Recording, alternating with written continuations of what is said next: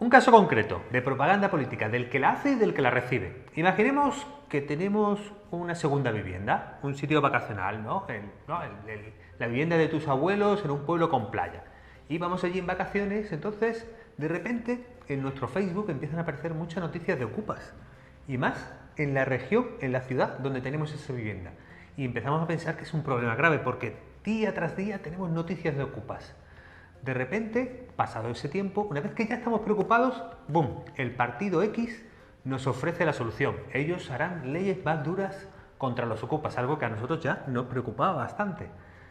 Juntemos esa parte de microtargeting, de propaganda electoral, con un otro ejemplo. Vamos a comprar un coche y el de la tienda, bueno, el concesionario, el señor de Renault nos dice: oye, mira, para comprar el coche necesito acceso a todos tus datos, toda tu información personal, qué cosas te gustan, tus intereses y la de todos tus amigos. ¿Me la das y yo la recolecto? Nos parecería pues bastante escandaloso.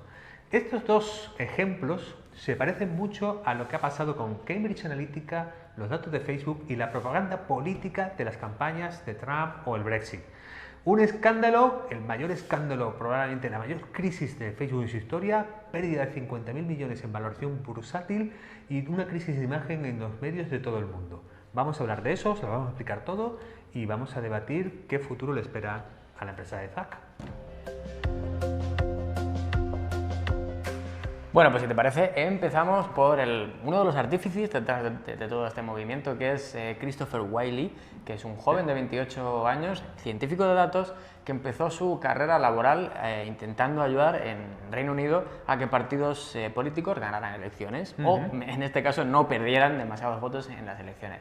Su carrera empezó bastante bien, ¿no?, porque se vio que su método era bastante acertado y acabó creando en una empresa que se llamaba Cambridge Analytica, que se dedicaba ¿a qué? Bueno, Cambridge Analytica se dedicaba a la supersegmentación publicitaria. Es decir, lo que necesitaban por un lado y querían validar era si podemos perfilar muy bien, ¿no?, tener esos perfiles psicológicos de del público, de la ciudadanía. A la vez podemos diseñar mensajes muy personalizados, el ejemplo de los ocupas, para esa población. Es más, no solo es que le hagamos una publicidad personalizada, sino que manejando su dieta informativa, de alguna manera podemos influir, podemos manipular en las corrientes de opinión, en las corrientes ideológicas, en las corrientes políticas de esta persona.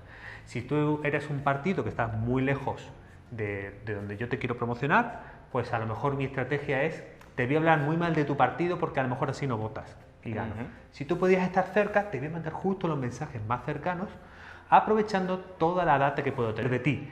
Claro, el tema es cómo conseguían esos datos, cómo conocían esos segmentos y cómo podían obtener toda la información de la ciudadanía que necesitaban para montar todo esto. Bueno, en ese momento estamos hablando del año 2014, no estamos hablando del presente, ¿vale?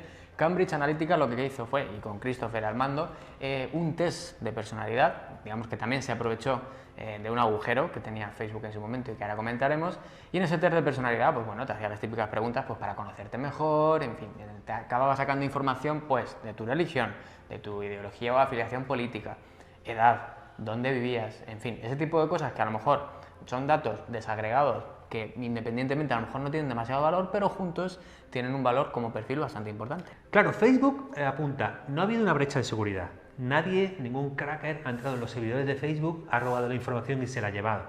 Técnicamente y estrictamente es cierto, pero ¿cómo construyó estos perfiles Cambridge Analytica? Pues con la aplicación obtenía el acceso al perfil de usuario de todo el que participaba. De hecho, usaron el turco mecánico de Amazon. El turco mecánico de Amazon es un sitio donde se le paga a la gente $1, $2 por hacer tareas. ¿Quieres $1 por probar esta inocente app de Facebook? La gente decía, bueno, pues vamos a por ella. Pero ¿qué pasa? Que para uso académico, Facebook permitía a los académicos llevarse la información del usuario y llevársela de todos sus contactos.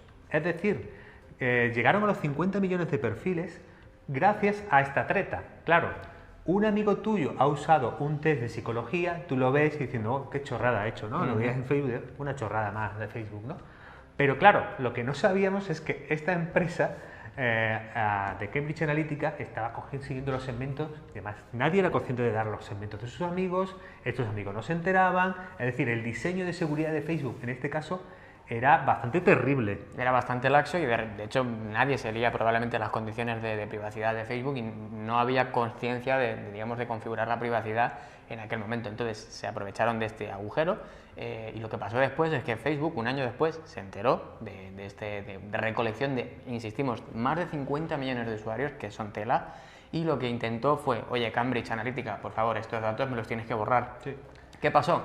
Que claro, Cambridge Analytica dijo, vale, yo te borro esto, pero que sepáis que todos estos datos ya están repartidos por todo Internet y no se van a poder borrar. Claro, es decir, Cambridge Analytica le dijo a Facebook, he borrado una base de datos, Claro. pero no le informó de que pues, tenía más usos en muchas de las campañas donde ya tenían perfiladas y hechos los segmentos. ¿Para qué ha usado Cambridge Analytica? Pues sobre todo en campañas electorales, en publicidad política. Campañas que han utilizado los servicios de esta compañía, Brexit y Trump son las más famosas. Son además campañas en las que el estado de opinión de los medios masivos, es decir, desde el New York Times al The Guardian, eran contrarios a los que al final fueron ganadores. Y en las que se ha, digamos, de alguna manera entendido que el peso de la corriente de la opinión pública en redes sociales ha tenido mucho que ver en el resultado final. Por lo tanto, claro, sin estas tretas y sin este uso de los datos de Facebook, ¿qué resultado hubiera habido en esas elecciones? Yo creo que nunca lo sabremos. De todas maneras, a mí lo que más me escama en este caso es, ¿tú crees que sabía Facebook en ese momento el calado, el recorrido que podía tener ese uso de datos que al final hizo Cambridge Analytica? Porque claro, es como un argumento muy inocente, ¿no? No nos han craqueado, pero ¿sabían el alcance que podía tener eso? Claro, hace 2 años ya tenían esa idea de que Cambridge Analytica tenía el perfilado hecho. Lo que no tenía Facebook era, por un lado, un mecanismo para asegurarse de que esa información se había borrado de verdad. No avisaron, es decir, no avisaron a los usuarios, ha pasado esto. Por lo tanto, tenéis que estar informados de que alguien de fuera de Facebook tiene un perfilado ideológico, psicológico de vosotros.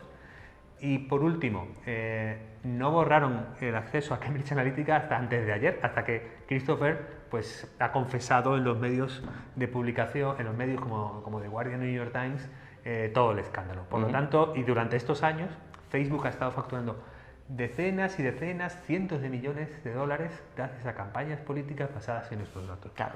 Por lo tanto, ¿es muy inocente Facebook en todo este caso? Mi impresión es que inocente, para nada. No, porque al final su negocio está en los datos. Es decir, ellos tienen unos datos nuestros que comercializan con publicidad. Entonces, si ellos estaban recibiendo publicidad en su momento por la campaña de Cambridge Analytica, por ese test, inocentes, como tú dices, no son desde luego. Bueno. Por ahora sí que hay un silencio administrativo. Zuckerberg no se ha pronunciado, no ha habido un comunicado oficial más allá del asunto. Nada. ¿Qué va a pasar ahora? Pues está por ver, es decir, ellos en bolsa han perdido 50.000 millones, están con los gobiernos y las instituciones con las uñas afiladas, tenéis que dar una explicación. La amenaza de una sobreregulación es evidente, es decir, todos los accionistas de Facebook probablemente no estén saliendo porque piensen va a haber menos usuarios en Facebook, que está por ver, sí, porque hay una campaña para borra tu Facebook, ¿no? Sí. Que está alguno de los cofundadores de WhatsApp ha dicho que borremos Facebook, curiosamente después de que Facebook comprara WhatsApp, ¿no? Pero bueno. Bueno, está en esta tormenta perfecta mediática con la opinión pública en contra y sobre todo a futuro hay una amenaza de regulación muy fuerte. Pero es que hay una cosa que por definición Facebook no puede dejar de ser, que es una herramienta de supersegmentación de la población. ¿Hasta dónde queremos como sociedad permitir la segmentación publicitaria? ¿Qué elementos se pueden usar y qué no? Es verdad que ellos en la publicidad directa que tú puedes hacer en Facebook han puesto muchos límites a qué se puede usar. No puedes usar la orientación sexual de alguien declarada, ¿no? Pero claro, cuando han sacado los datos fuera, han creado los segmentos de los clústeres de usuarios fuera, los han cruzado con otras bases de datos, el potencial maligno, si me permites, ¿no? O el potencial de influencia que se puede llegar a lograr es muy, pero que muy alto, ¿no? Entonces, Facebook está en una disyuntiva. ¿Qué puedo hacer ahora para que no me regulen muy fuerte? Pero una disyuntiva todavía más potente a largo plazo es qué modelo de empresa puedo ser para dejar de ser percibida como algo tóxico.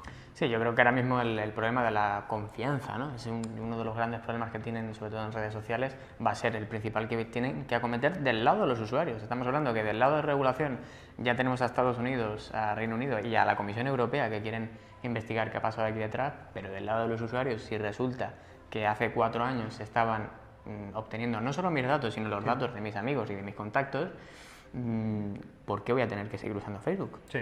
De hecho, hay quien apunta a que este debate tiene que ir todavía un poquito más lejos. Igual que otras disciplinas en su historia han sufrido una cierta desilusión, contraste con la realidad, la química, por ejemplo, con la dinamita, o la física con la bomba atómica, es decir, son disciplinas en las que el debate ético de las consecuencias de nuestras acciones tuvieron un momento muy fuerte con la realidad. Es probable que con hechos delante, porque esto se basa en un contexto del un debate muy fuerte de las fake news y las plataformas online, en la que Facebook de nuevo es central, es probable que este debate interno y externo del mundo de la informática y de la tecnología pues cobre mucho más fuerza. Cosas que Facebook ha hecho mal. Cada vez que ha diseñado algo nunca se ha puesto en el peor escenario. ¿Cómo se puede usar esto para el mal? Siempre se han puesto en cómo se puede usar para cosas guays y ganar yo dinero de paso. Pero para el peor caso y cómo lo minimizo, cómo protejo a la gente de él, es algo que Facebook nunca ha hecho o nunca ha hecho bien. ¿Hasta dónde puede llegar este debate y qué puede suceder? Al final las industrias, si no se autorregulan, viene alguien de fuera y te regula muy fuerte. Eso es así. Y yo creo que también la principal consecuencia, espero, también es que va a ser más autocrítico. Nosotros los usuarios vamos a ser más autocríticos. No nos vamos a fiar ni en Facebook ni de las nuevas redes sociales que puedan ir saliendo, ¿no? Es decir, ya no vamos a ir tan ciegos como a lo mejor íbamos hace 4 años, ¿no? Aceptando las condiciones sin mirar qué estábamos firmando, aceptándolo por el uso de esa red social. Al final, la visión pesimista es la punta del iceberg. ¿Cuánta gente, además de Cambridge Analytica, está pudiendo hacer estas cosas? ¿Cuánta gente, además fuera de Facebook, con toda la localización que tenemos en el móvil, con todo el perfilado que se puede hacer de nuestros rastros en online, está haciendo cosas que si las supiéramos, pues nos pondrían los pelos de punta? Pues probablemente mucha más de la que queremos pensar. De hecho, incluso los sistemas publicitarios que tienen sitios como Chataka, pues de alguna manera tienen cierto uso de los datos para mejorar, optimizar la publicidad.